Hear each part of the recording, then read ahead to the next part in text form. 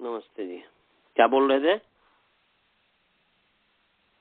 नहीं, अब रिकॉर्डिंग शुरू कर दी आपने तो अब नहीं बोलूँगा, तो जी पढ़ा दीजिए।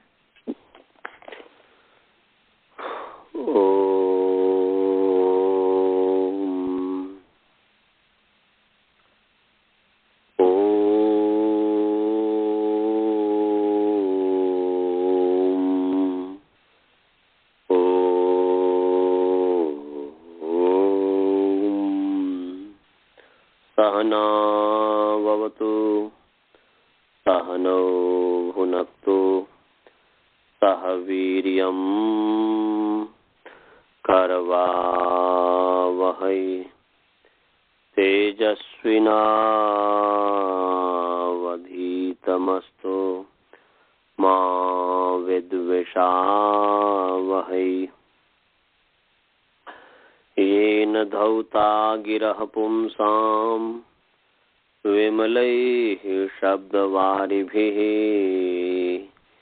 तमश्चाज्ञानजं भिन्नं तस्मै पाणिनये नमः। वाक्यकारं वरुरुचिं भाष्यकारं पतञ्जलिं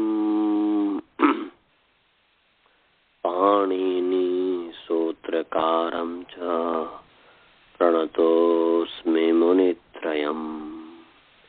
ओम शांति शांति शांति। सभी को सादर नमस्ते। आइए आप सभी का जो है प्रथमा वृत्ति पाठ में स्वागत है। ईश्वर की असीम अनुकंपा से, असीम कृपा से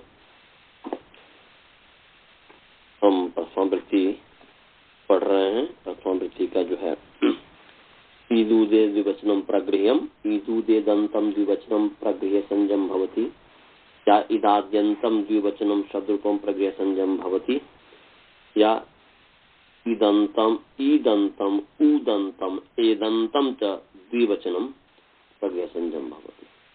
कुछ भी कहिए, मतलब एक ही है। तो ईकारांत द्विवचन, ऊकारांत द्विवचन और एकारांत द्विवचन की तभी संज्ञा होती है। द्विवचनांत की नहीं।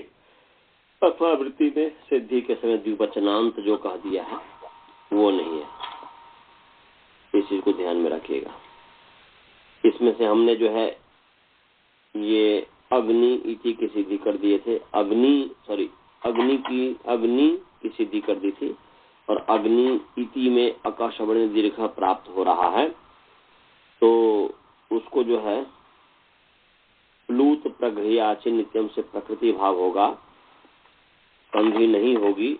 ये मैं बताया था कि बताऊंगा, तो आप ये निकाल लीजिए। प्लूत प्रगृह्याचि नित्यम जो है छठा अध्याय पहला पाद का 121 नंबर सूत्र है 121। प्लूत प्रगृह्या अचि नित्यम निकाल लीजिए तभी। प्लूत प्रगृह्या अचि नित्यम 6-1-121 नंबर सूत्र है जी। 6-1-121 नंबर सूत्र है, निकाल लीजिए। अभी निकाल लिए? हाँ, तो अब चलिए इस पर जो है पदच्छेद करते हैं। प्लूत प्रगृह्या अकारांत पुंलिंग प्लूत प्रगृह्य शब्द प्रथमा विभक्ति बहुवचन और अचि चकारांत पुंलिंग अच शब्द सप्तमी विभक्ति एकवचन। नित्यम अकारांत नपुंसक लिंग नित्य शब्द प्रथमा विभक्ति एकवचन। एक बार और बता रहा हूँ। प्लूत प्रगृह्या अकारांत पुंलिंग प्लूत प्रगृह्य शब्द प्रथमा विभक्ति बहुवचन। अचि चकारांत पुंलिंग अच शब्द सप्तमी विभक्ति एकवचन। नित्यम अकारांत नपुंसक लिंग नित्य शब्द प्रथमा विभक्ति एकवचन। पदच्छेद हमने कर दिया, विभक्ति भी कर दिया। अब समास। प्लूत प्रगृह्या में प्लूतश्च प्रगृह्यश्च, या प्लूत बहुत सारे हैं, एक दो नहीं है, इसलिए प्लूताश्च प्रगृह्याश्च इति प्लूत प्रगृह्या, क्योंकि बहुवचन है इसलिए बहुवचन ही ठीक रहेगा। यदि प्लूतश्च प्रगृह्यश्च कहेंगे तो प्लूत प्रगृह्य होना चाहिए था, परंतु यहाँ पर प्लूत प्रगृह्या भगवान पाणिनि ने किया है, इसलिए मैं प्रमाद से ऐसा बोल दिया था, सॉरी। यहाँ पर होगा प्लूताश्च प्रगृह्याश्च इति प्लूत प्रगृह्याः, इतरेतर योग द्वंद्व हो गया। और अनुवृत्ति जो है इसमें संहितायाम का अधिकार चल ही रहा है, एक जो 70 नंबर सूत्र होगा शायद लगभग, और एक सूत्र है 6.1.111 प्रकृत्यांतः पादम, 6.1.111 जो है प्रकृत्यांतः पादम, इसे प्रकृत्या की अनुवृत्ति आ रही है। किसकी अनुवृत्ति आ रही है जी? प्रकृत्या की, प्रकृत्या। और प्रकृत्या की जो अनुवृत्ति आ रही है तृतीया विभक्ति एक वचन है, इकारांत स्त्रीलिंग प्रकृति शब्द तृतीया विभक्ति एक वचन। जैसे मति का मत्या बनता है, इकारांत स्त्रीलिंग, ह्रस्व इकारांत जो है स्त्रीलिंग, ऐसे प्रकृति जो है ह्रस्व इकारांत है, तो ह्रस्व इकारांत प्रकृति शब्द तृतीया विभक्ति एक वचन हो गया प्रकृत्या। तो बहुत ही सरल अर्थ हो गया अची परतः, सप्तमी पर लाएंगे, अची परतः प्लूत प्रगृह्याः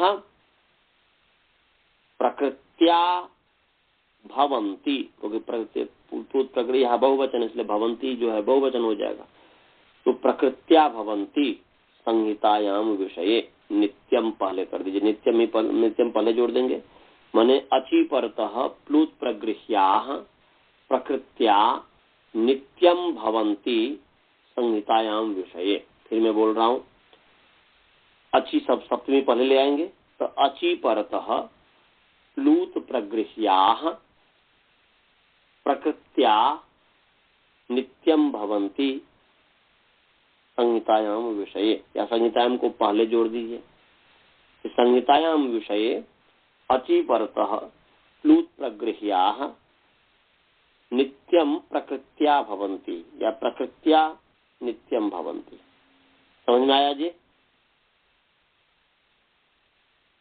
सभी समझ गए?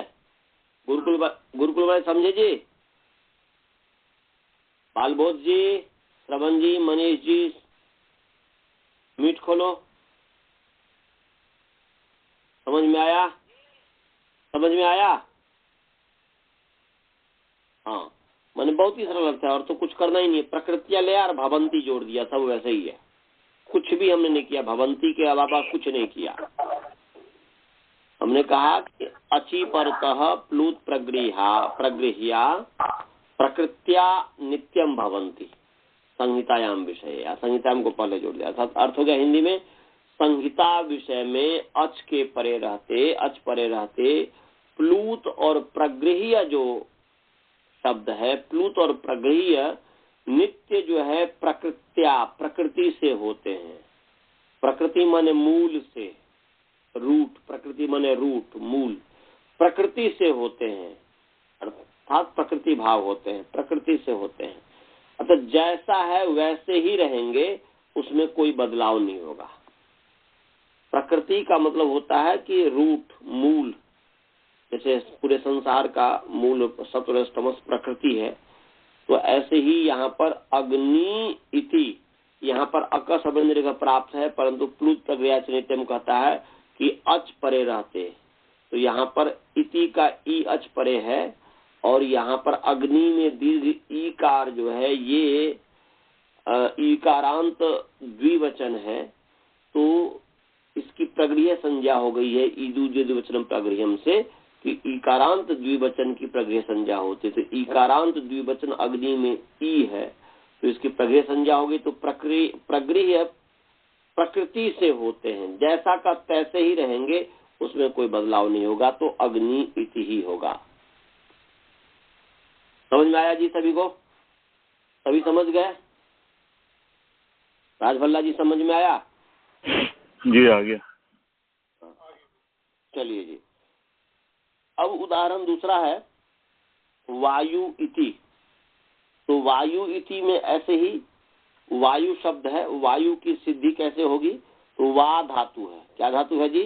वा गति गंधनयो, वा गति गंधन। केवल मैं वायु को सिद्धि कर देता हूँ। वायु कैसे बना, तो वा गति गंधन। वा धातु है, गति और गंधन अर्थ है। गंधनम माने हिंसनम। वा का गति और हिंसन, हिंसा, दो अर्थ है। तो गंधनम माने कि, गंधनम माने हिंसनम। हिंसनम, गंधनम माने गंधन भी कहते हैं ना, गंधन, गंध को कह देते हैं, परंतु जहां तक मुझे आ रहा गंधनम हिंसनम।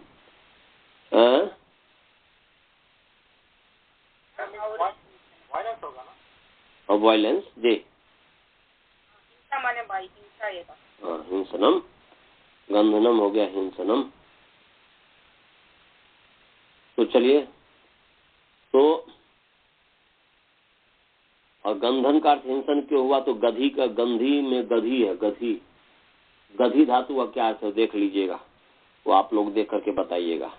तो अभी जो वायु है, वायु एक उणादि सूत्र है, उणादि को बने वा धातु है, उसकी धातु संज्ञा हुई, भुवा धातु से धातु संज्ञा होने से धातु का अधिकार चला। धातु के अधिकार में उणादि बहुलम, तो बहुल करके उणादि प्रत्यय होते हैं। तो उणादि यहाँ पर पहला सूत्र है, उणादि कोश का पहला पाद का पहला सूत्र है।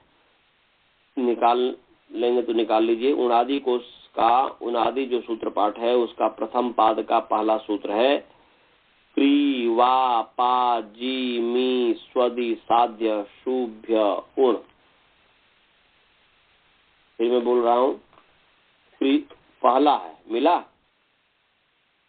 उणादि कोश का प्रथम पाद का पहला सूत्र है क्री वा पा जी मी स्वदि साध्य शुभ्य उण।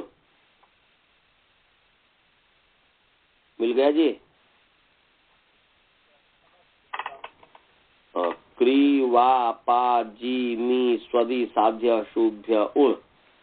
गुरुकुल वाले के पास है कि नहीं जी? आप लोगों के पास है उणादि कोश? नहीं। तो आप लोग को व्यवस्था करनी चाहिए, गुरुजी को बोली व्यवस्था करने के लिए। लिख लो अभी, क्री वा पा जी मी स्वदि साध्य शुभ्य तालव्य श शुभ्य उण। फिर मैं बोल रहा हूँ, क्री वा पा जी मी स्वदि साध्य शुभ्य उण। मिल गया? बोलिए सब कैसे आचार्य?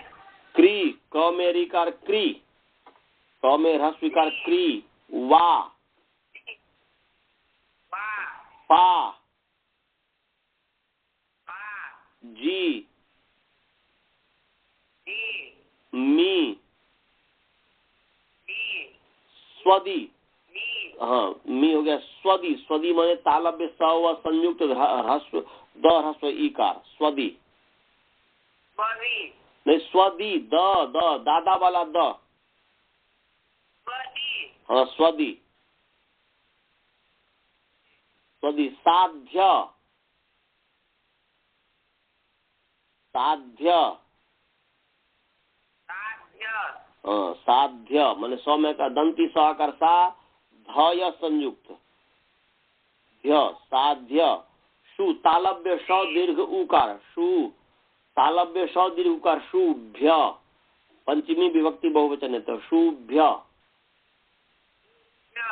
उण, उ अर्ण हलंत उण, उ और टठर रण हलंत उण। नहीं उ और न ट टवर्गीय न,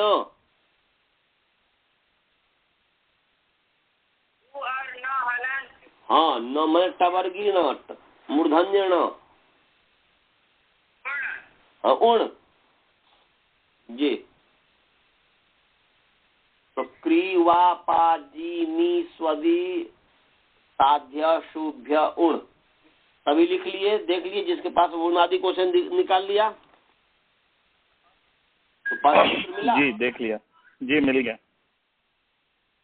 हाँ तो इसमें जो है पदच्छेद करता हूं।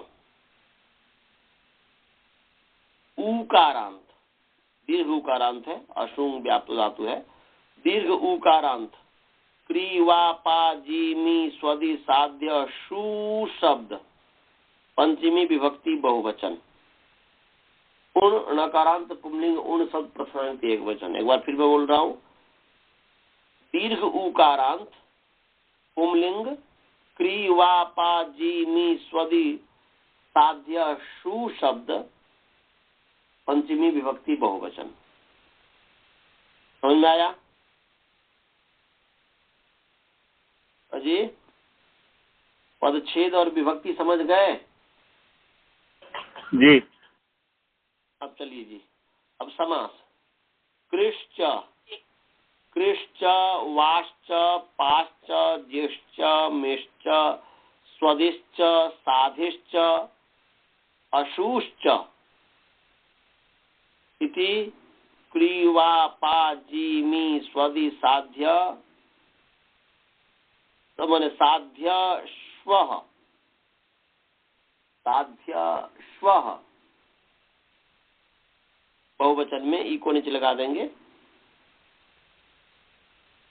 तेभ्य क्रीवापा जीमी स्वदि साध्य शुभ्य, ये इतरेतर योग द्वंद्व समास हो गया। फिर मैं समास बोल रहा हूं एक बार।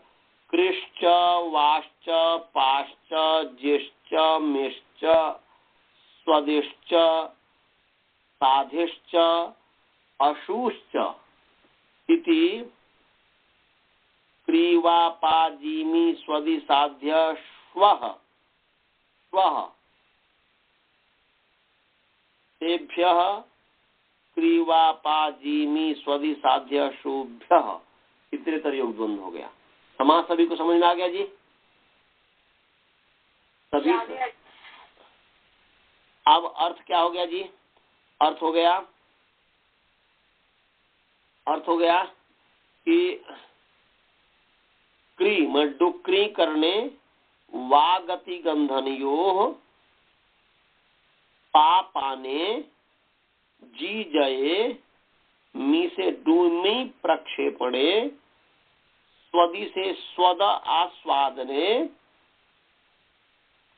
और साधि से साध संसिद्धौ और अशु जो है तो अशुम व्याप्तौ इत्येतेभ्यो धातुभ्यः परः उण प्रत्ययो भवति। ये अर्थ हुआ इसका। अरे जी, असून माने क्या? असून, अशुंग, अशुंग, हाँ, अश्व की सिद्धि जिससे हुई थी, मैंने अश्व पर मैंने प्रवचन किया था ना एक दिन, अश्व की सिद्धि की थी।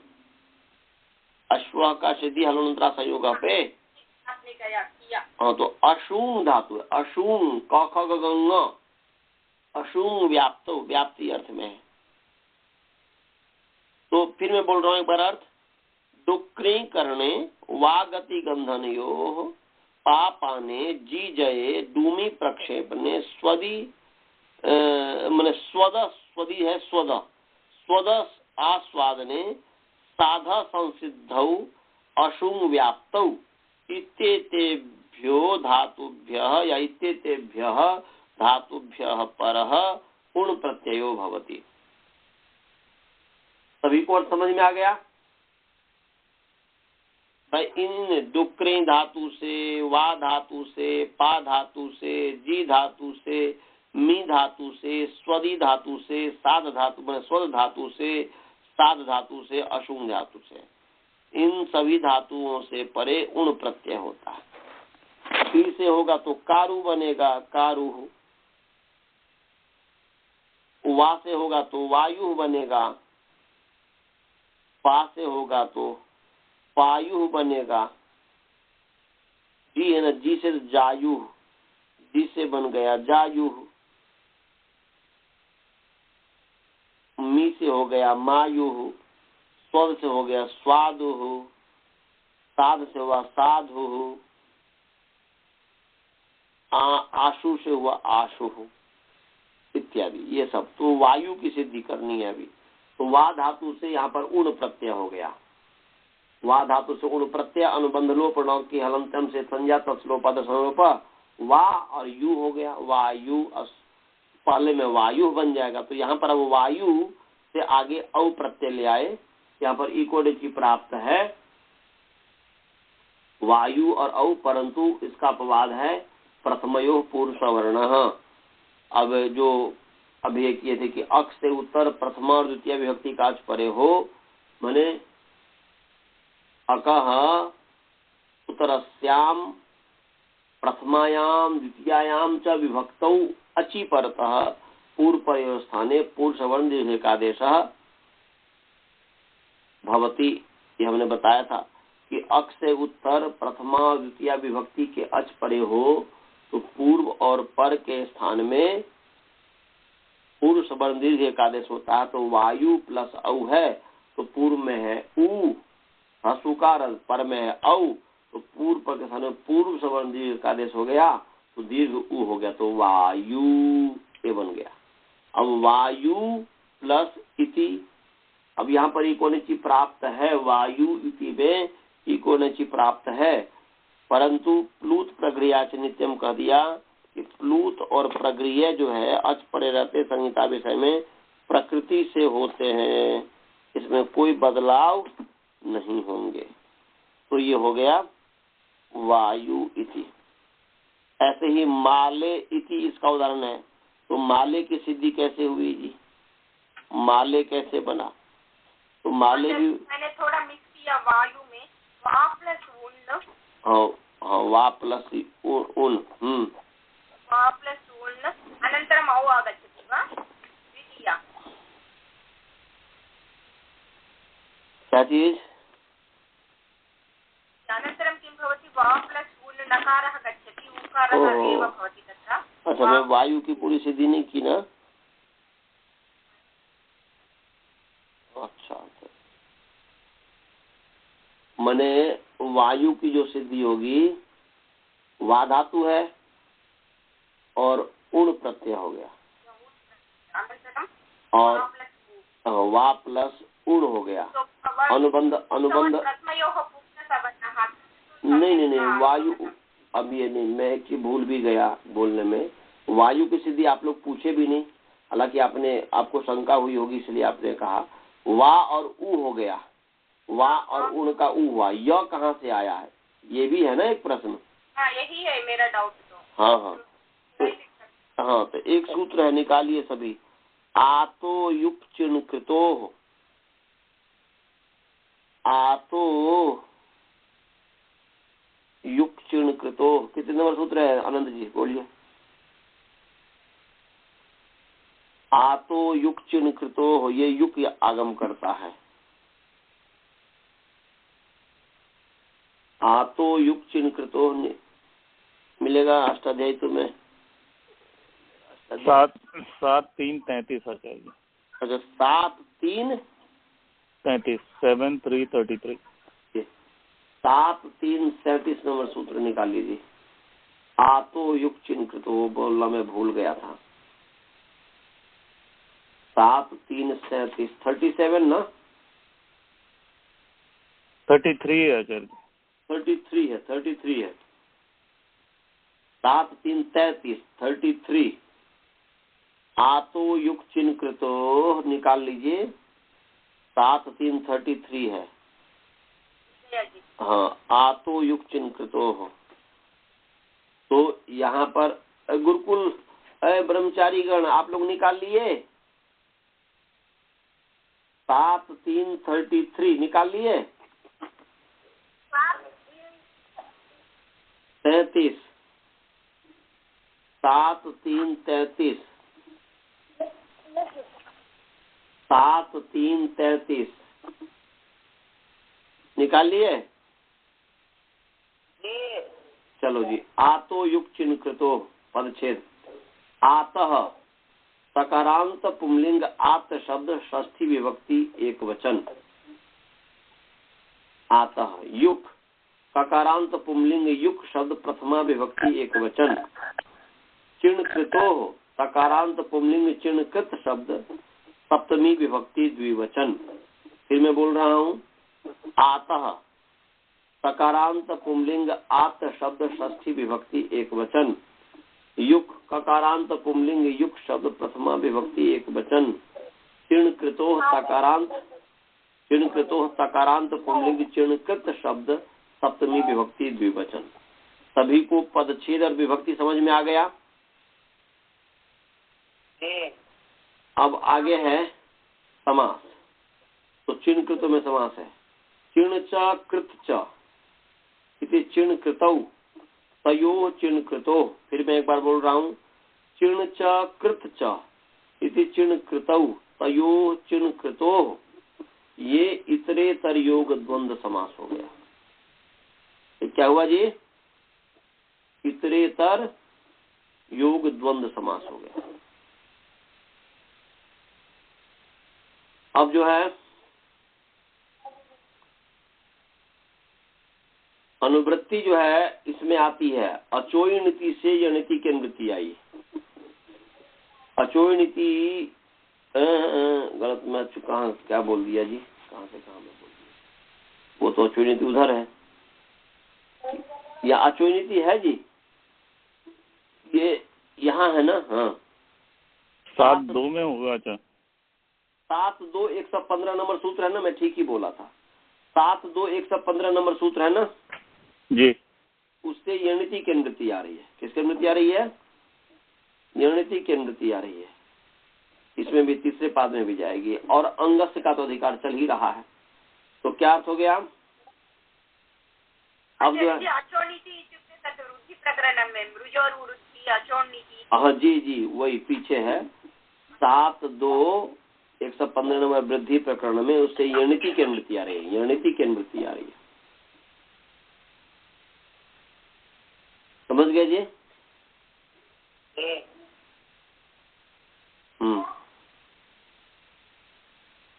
तो यहाँ पर जो है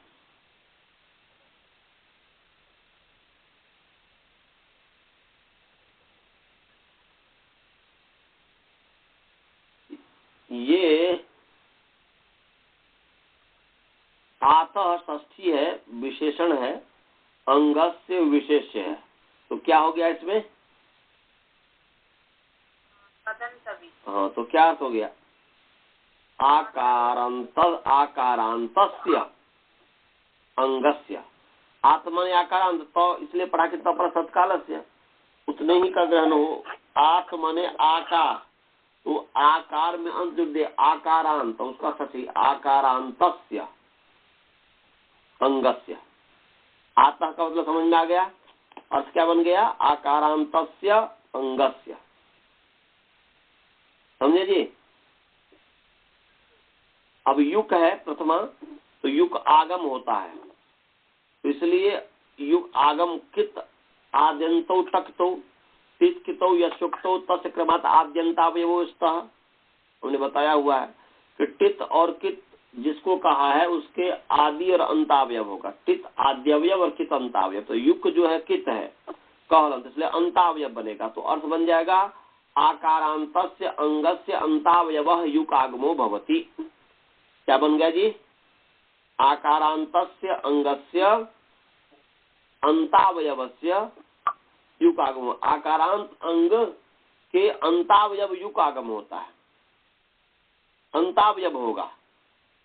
इतना समझ में आया? इतना अंश सभी को समझ में आ गया जी?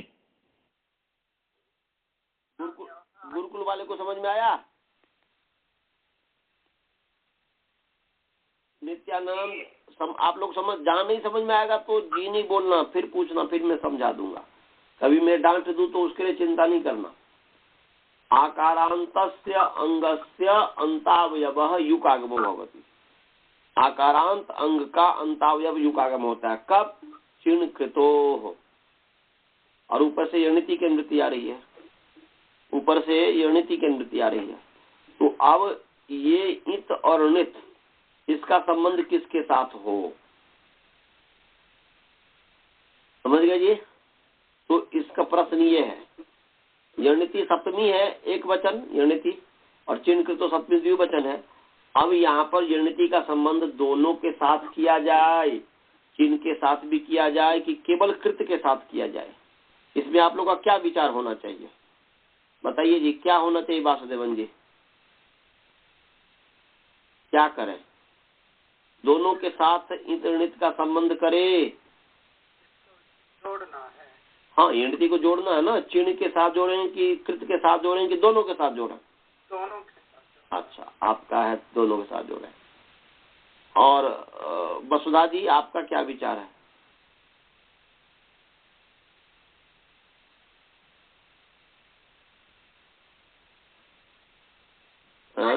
समझना ये तो अच्छा अच्छा, डाउट आ रहे हैं दोनों तरफ से भी, नहीं दोनों तरफ से नहीं होता, पर अब तो युक्त द्रोण जी आप बता सकते हैं? सर इसमें तो चिन्ह में तो ना पहले से ही है। वेरी नाइस, बहुत सुंदर, यही मैं जानना, ये हाँ, ये जो है चिड़ में न तो पहले से, इसलिए उसके साथ ऋणित को जोड़ने की आवश्यकता है ही नहीं, जी, जो है ही पहले से न जी ऋणित, तो इसलिए उसमें करने की आवश्यकता है ही नहीं। यही मैं सुनना चाह रहा था, बहुत बहुत धन्यवाद आपको जी। तो यहाँ पर चिन्ह स्वयं अपने आप में नित्य है, इसलिए चिन्ह के साथ जोड़ने की आवश्यकता नहीं है। तो बच गया कृत, तो कृत के साथ नित्य जोड़ेगा, तो कृत के साथ जब नित्य जोड़ेगा तो यह भी उसी के साथ जुड़ेगा, क्योंकि वो चिन्ह तो इत है ही नहीं, उसमें है ही नहीं, तो चिन्ह तो नित्य ही है, तो इसीलिए वहां पर चिन्ह के साथ जोड़ने की आवश्यकता नहीं है। तो यणिति जो है कृति के माने कृत के साथ जोड़ना चाहिए, कृत के साथ जुड़ेगा। सभी को समझ में आ गया? हाँ जी, आ गया आचार्य। नियम तो यही है ना कि जिसको भूख हो, जिसके पास वस्त्र न हो उसको वस्त्र दो, जिसके पास वस्त्र है उसके पास वस्त्र देकर क्या करोगे? हालांकि आज तो दुनिया उल्टा है, जिसके पास धन होता है, जिसको आवश्यकता होती है उसको तो देता नहीं है व्यक्ति, और जिसको आवश्यकता नहीं होती है उसको खूब देता है, नहीं देता है? ऐसे ही होता है। जहाँ आवश्यकता है वास्तव में वहां तो व्यक्ति देखता नहीं है, वो तो भेड़ चाल की तरह, भाई वो है, वो इतना बड़ा हो गया, ऐसा किया, उसको दो। तो ऐसा नहीं है, परंतु नियम ये है, सिद्धांत ये है कि जो भूखा व्यक्ति है उसको भोजन दो, जो भूखा नहीं है उसको भोजन देके क्या करोगे? और बीमारी पैदा हो जाएगा। फिर ऐसे ही जब जहाँ पर आवश्यकता नहीं है फिर वहां पर दिया जाता है, वो जहाँ है ही वहां पर दिया जाता है, तो वहां पर भी बीमारी पैदा होती है, करप्शन पैदा होता है। तो ऐसे ही यहाँ पर चिन्ह तो स्वयं अपने आप में नित्य है ही, तो चिन्ह के साथ ये नीति को जोड़ने की कोई आवश्यकता ही नहीं है। तो बचा कृत, तो कृत नित्य भी हो सकता है, अनित भी हो सकता है, इसलिए ये नीति का संबंध कृति के साथ हो जाएगा। ये अर्थ हो जाएगा चिणी परतः यणिति कृति च परतः।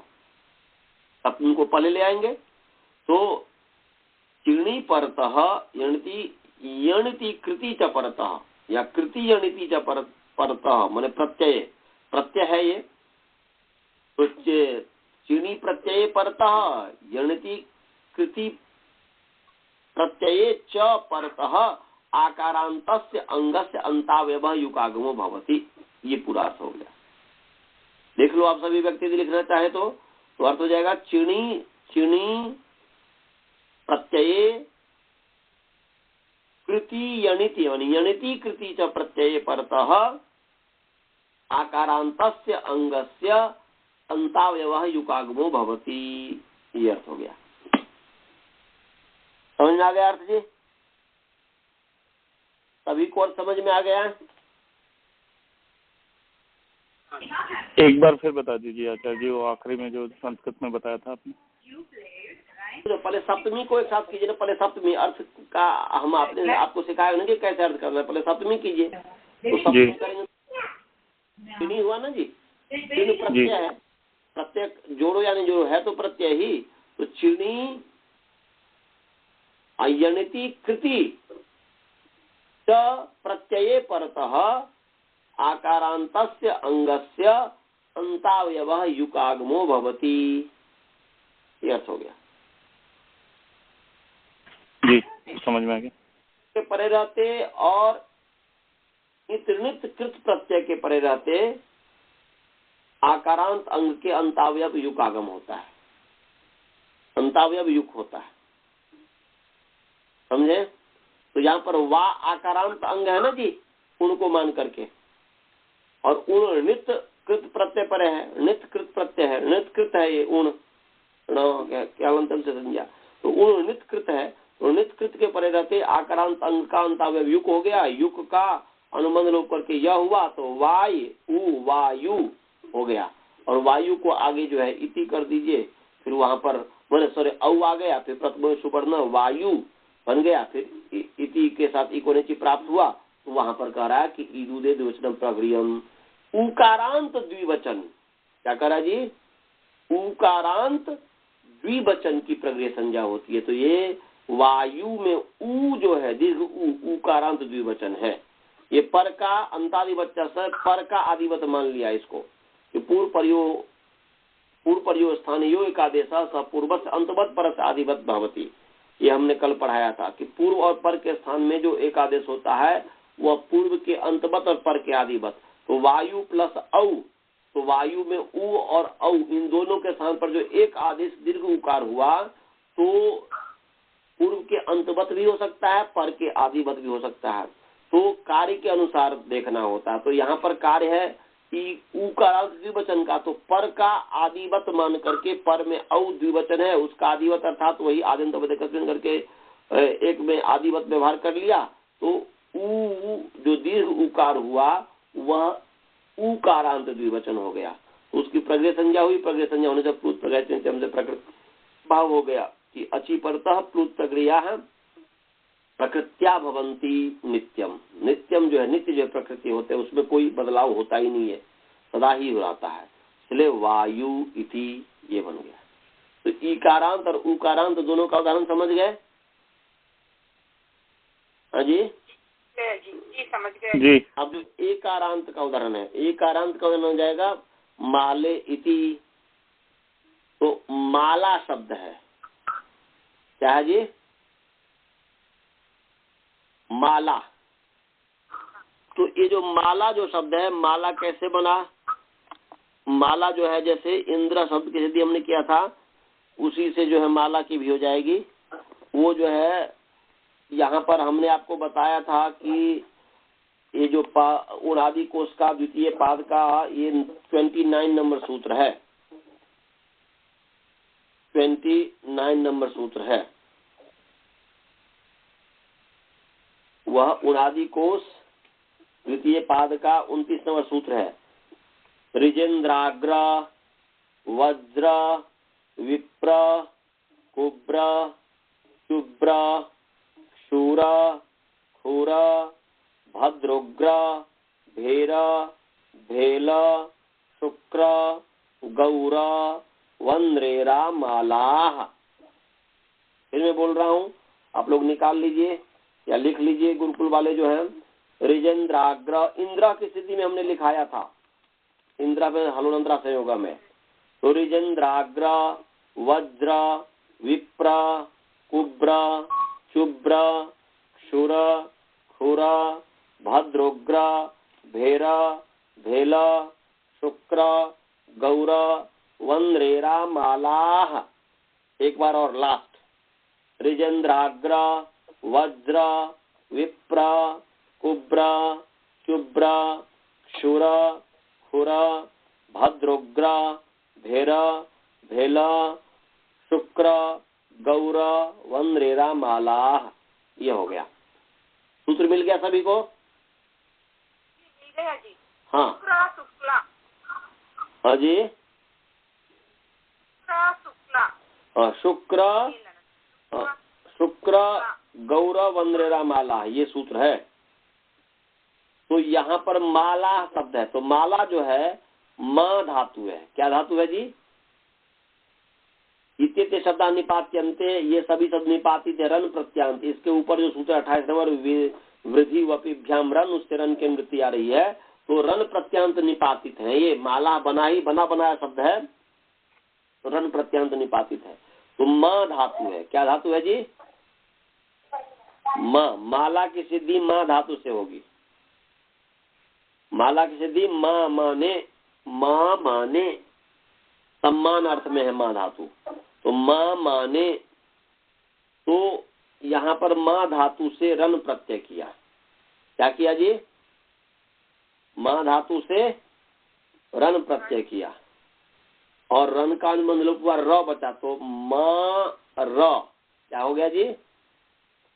मा र, और बहुल करके प्रत्यय जो रेफ है र उसको ल हो गया। उणादि बहुल है तो बहुल है, बहुल करके यहाँ पर र को ल हो गया, तो मा ल ये हो गया। अब अजाद्य तस्ताप से ताप प्रत्यय हो गया, तो मा ल फिर ताप, ताप का अनुबंध करके आ बटा, मा ल आ अकर्षण दीर्घ माला, ये बन गया। समझ में आया जी? माला कैसे बना सभी को समझ में आ गया? आ गया आचार्य जी। कैसा आ गया समझ में नहीं आया जी। र को ल बहुल करके हो गया। रलयो अभेदा, र और ल में अभेद है। अच्छा जी, भेद नहीं है रा में ला में। हाँ, र और ल में, इसलिए जो र को ल हो गया वो बहुल करके, टाप, और उसके बाद टाप ले आया। टाप का अनुबंध लाप हुआ तो आ हुआ, अजर टाप से लाया, फिर जो है माला आ आकाश मंदिर का माला, समझ गया? माला जो है आकारांत है, तो या तो सीधे ज्ञान प्रातिपदिक का व्यंत आवंत प्रातिपदिक से, तो आवंत प्रातिपदिक है, सॉरी आवंत से जो है सीधे माने औ प्रत्यय आ जाएगा। माला जो आवंत है कि नहीं जी? माला तावंत है कि नहीं है? है आचार्य जी। हाँ, तो इसलिए ज्ञा प्रातिपदिकात, प्रातिपदिक करने की आवश्यकता, बोलिए, नहीं है। क्या बोला? आप हमारा साथ दीजिए, मैं क्या बोला? प्रातिपदिक करने की आवश्यकता है क्या इसको? क्योंकि प्रातिपदिक तो प्रत्यय भिन्न प्रत्यांत भिन्न की प्राति संज्ञा होती है। प्रत्यय प्रत्यांत है ना जी, आकारांत प्रत्यय है, ताप प्रत्यांत है, इसलिए इसकी प्रातिपदिक संज्ञा तो होगी नहीं। तो माला है तो इसलिए ज्ञान प्रातिपदिक का सीधे आवंत है, उस आवंत से ही यहाँ पर औ की उत्पत्ति हो जाएगी, स्वात्पत्ति हो जाएगी। समझ गए? एक तो ये सिद्धांत है। दूसरा ये है कि माला की हमने जो सिद्धि की, माला शब्द की जो हमने सिद्धि की, ये तो उणादि है ना जी? उणादि है। उणादि, तो उणादि व्युत्पन्नानि प्रातिपदिकानि, ऑलरेडी प्रातिपदिक, तो अव्युत्पन्न प्रातिपदिक है। तो जब सीधे प्रातिपदिक है तो प्रत्यांत नहीं मिला, ये प्रत्यांत हुआ ही नहीं। पूर्व का अंतवत यदि ताप प्रत्यय जो किया, तो इसको पूर्व का अंतवत यदि मान लेते हैं, तो वो जो है कि वो पूर्व, तो ये प्रत्यांत मिलेगा ही नहीं, इसलिए अर्थ धातु और प्रत्यय प्रातिपदिक से प्रातिपदिक संज्ञा हो जाएगी। समझ गए? अर्थवत शब्द है प्रातिपदिक, अर्थवत शब्द है माला, तो वो प्रातिपदिक भी बन सकता है। हाँ, क्यों नहीं बन सकता? हम इसको जो है माला को क्या करेंगे, माँ धातु से हमने रन प्रत्यय किया और र को ल कर दिया, माला हुआ। और माला जो हुआ यहाँ पर जो है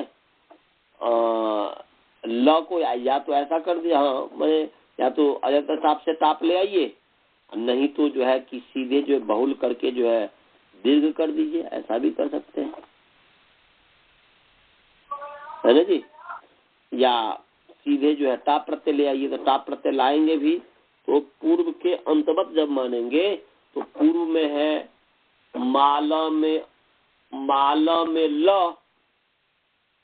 पूर्व में है माला में ल में अ, और अ जो है वह प्रातिपदिक का अवयव है, माने प्रातिपदिक का अवयव है।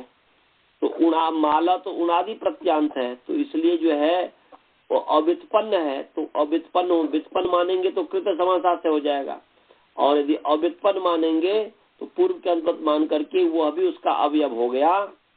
ताप प्रत्यांत वो न होकर के पूर्व का अंतवत मान लिया, और मान करके अर्थ धातु और प्रत्यय प्रातिपदिकम से प्रातिपदिक संज्ञा हो जाएगी। ये हो सकती है इस तरीके से भी।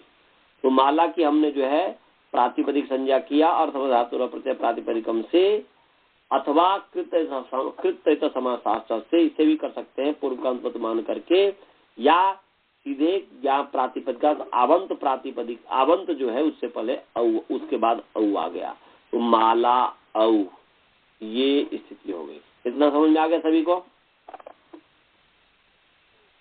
अब माला औ आया, अब औ को मान करके माला की अंग संज्ञा है, औ को मान करके माला की अंग संज्ञा है। अंग संज्ञा होने से अंगस्य का अधिकार चला। अंगस्य के अधिकार में जो है एक सूत्र है अंग आपह, 7 1 18 नंबर सूत्र है, निकाल लीजिए। सप्तम अध्याय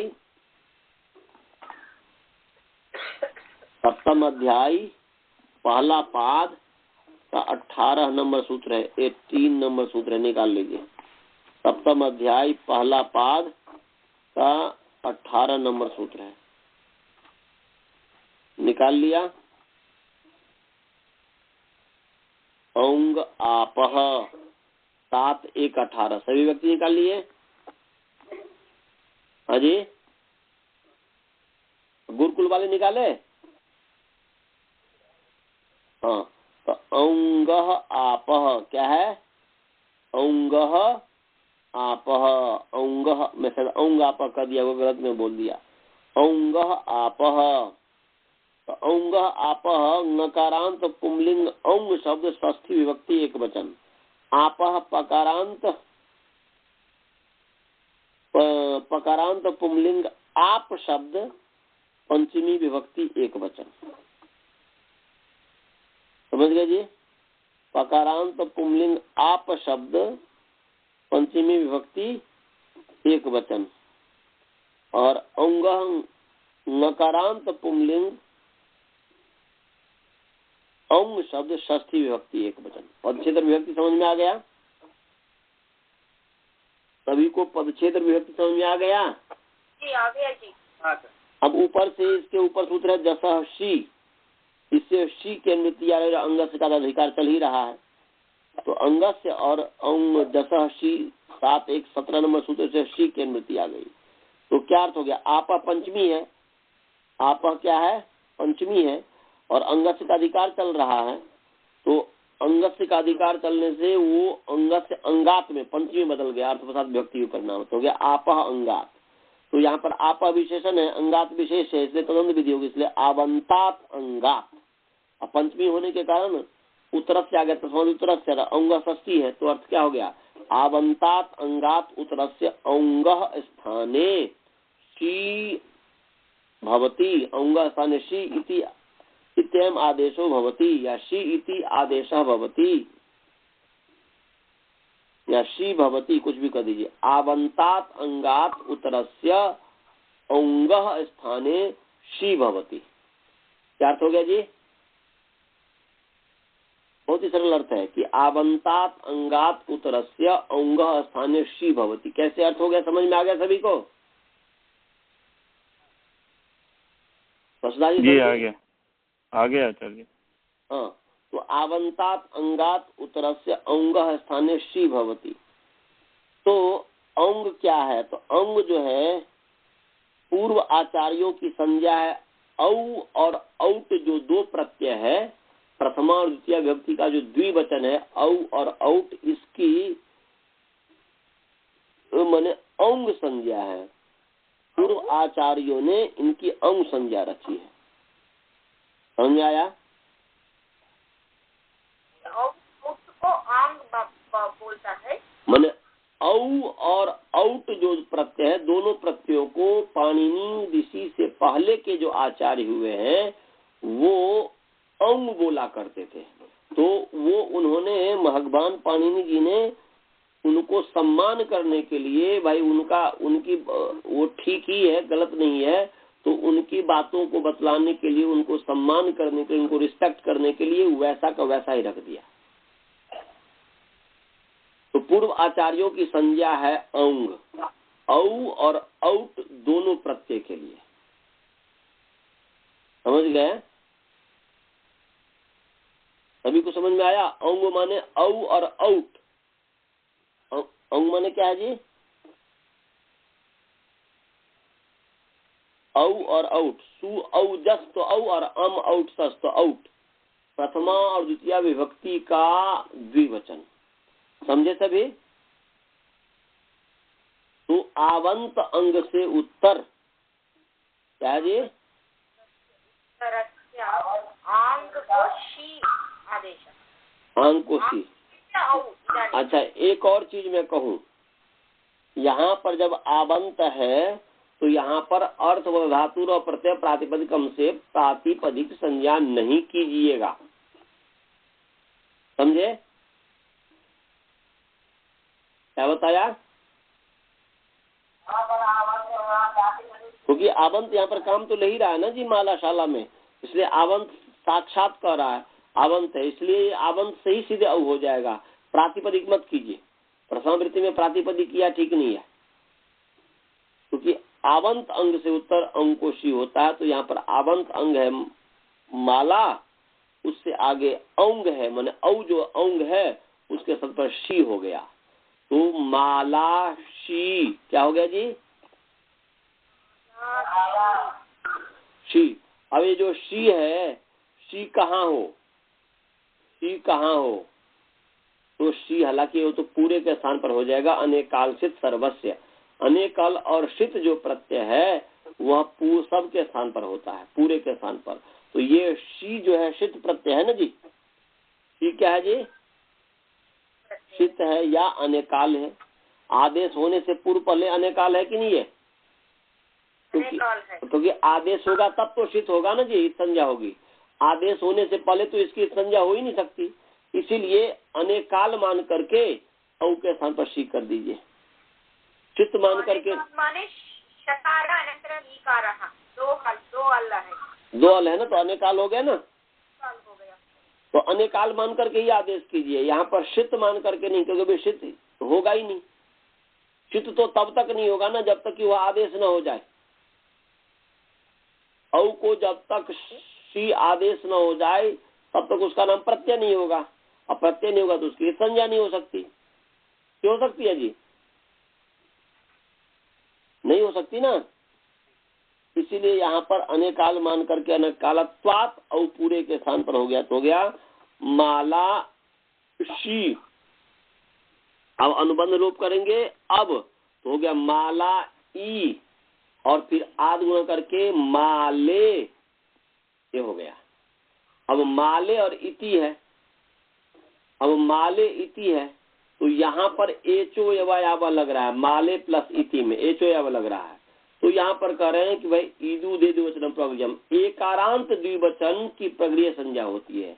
तो माले में जो ए है, माने यहाँ पर जो है ई और माला का आ, इन पूर्व और पर जो ई, तो पर में ई द्विवचन है, पूर्व में आ, तो ये पूर्व में आ और पर में ई, इन दोनों के स्थान पर जो एक आदेश हुआ वह पूर्व के अंतवत और पर के आदिवत। तो यहाँ पर में जो ई है उसके आदिवत मान करके वो ये एकारांत हो गया, क्योंकि आ और ई के स्थान पर जो ए हुआ पर के आदिवत, माने पर में जो द्विवचन है उसका आदिवत हो गया, तो ए। तो यहाँ पर ए माले में केवल ए, तो ये को ही एकारांत समझना है। तो एकारांत द्विवचन ए है, तो एकारांत द्विवचन की प्रगृह संज्ञा हो गई। प्रगृह संज्ञा होने से यहाँ पर प्लुत प्रगृह नित्यम से प्रकृति भाव हो गया, तो माले का माले ही रहा, माले इति। समझ में आ गया सभी को? आगे है पचेते। आगे क्या है जी? पचेते और पचेथे, परंतु 3 मिनट में हो नहीं पाएगा पचेते की सिद्धि और पचेथे की सिद्धि, तो इसीलिए जो है अब इसको फिर रविवार को रखेंगे। अच्छा, एक और चीज मैं कहना चाह रहा हूँ, आप लोग से विचार करना चाह रहा हूँ। हालांकि कभी कभी क्या हो जाता है, मैं रविवार को कहीं पर मैं बाहर चला जाता हूँ हवन करने के लिए, तो वो जो है पाठ अव्यवस्थित हो जाता है, तो उसके लिए कोई ऐसा नहीं समझेगा कि मैंने आज पाठ नहीं हुआ। ये आप सबसे निवेदन है। हाँ इस चीज तो कोई चीज पूछना है तो पूछिए, नहीं तो मंत्र पाठ करते हैं।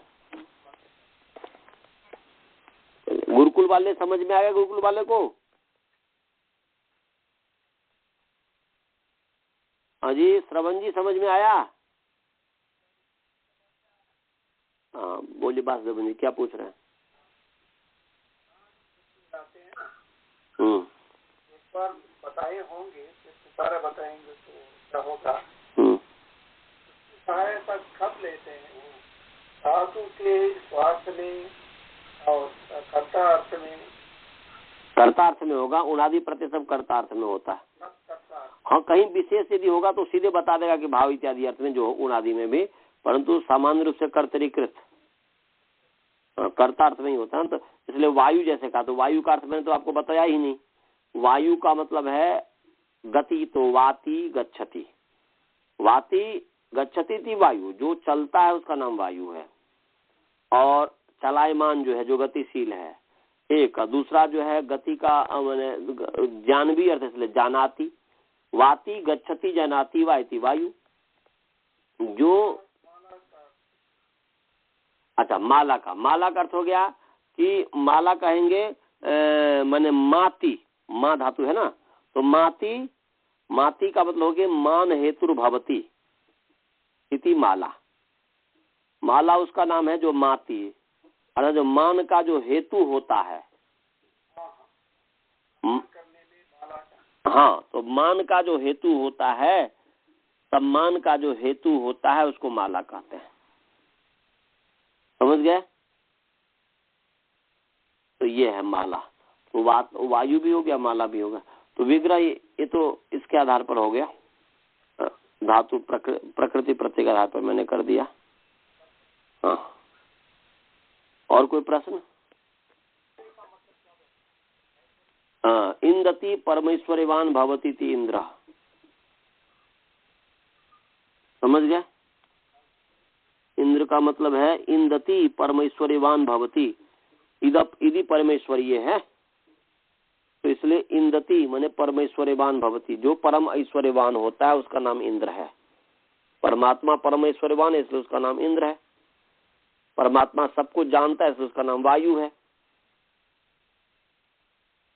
समझ गए? तो भगवान में भी घट जाएगा और फिर लोक में जो है उसमें भी घट जाएगा। चलिए मंत्र पाठ करते हैं। ओम पूर्णमदः पूर्णमिदं पूर्णात् पूर्णमुदच्यते पूर्णस्य पूर्णमादाय पूर्णमेवावशिष्यते। ओम शांति शांति शांति। सभी को सादर नमस्ते जी।